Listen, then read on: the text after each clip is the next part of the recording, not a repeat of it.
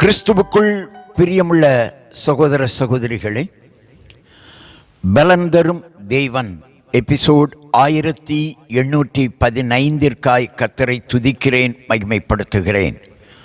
இந்த நாளிலும் ஏசாயா 60 அதிகாரம் 1 வசனம், எழும்பி பிரகாசி, உன் ஒளி வந்தது, கர்த்தருடைய மகிமை உன்மேல் உதித்தது. எழும்பி பிரகாசி.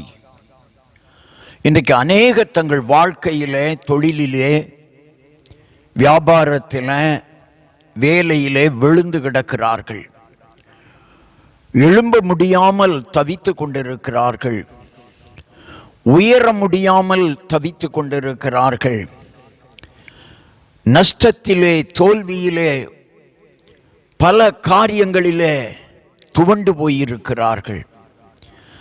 அவர்கள் எல்லாரையும் பார்த்து ஆண்டவர் சொல்லுகிறார், மகனே, மகளே, சகோதரனே, சகோதரியே, நீ எழும்பு. எழும்பு என்ற வார்த்தை விழுந்து கிடக்கிறவர்களுக்காக சொல்லப்பட்டது. யார் யார் இன்றைக்கு விழுந்து கிடக்கிறார்களோ அவர்களை பார்த்து சொல்லப்பட்ட வார்த்தை தான் எழும்பு.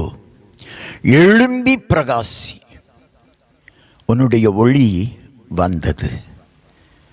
உனக்கென்று தேவன் ஒரு வெளிச்சத்தை வைத்திருக்கிறார்.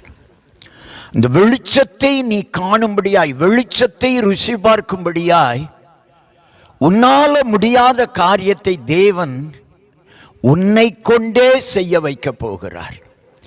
இதுவரை என்னால் முடியாது என்று நினைத்து கொண்டிருந்தாய், இன்று முதல் உன்னை கொண்டுதான் உன் வியாபாரம் வெற்றியடைய போகிறது, உன் தொழில் லாபமாக போகிறது, உன் வாழ்க்கை மகிழ்ச்சியாக போகிறது, உன் வேலையிலே பதவி உயர்வு வரப்போகிறது. கண்களை மூடி ஜெபிக்கலாம். எங்களை நேசிக்கிற நல்ல தகப்பனை, இன்றைக்கு யார் யார் வியாபாரத்தில், தொழிலில், கடைகளில், வாழ்க்கையில், வேலையில் விழுந்து கிடக்கிறார்களோ அவர்கள் எல்லாருக்குமான சந்தோஷமான செய்தியை நீர் வைத்திருக்கிறீர். எழும்பி பிரகாசி, உன் ஒளி வந்தது.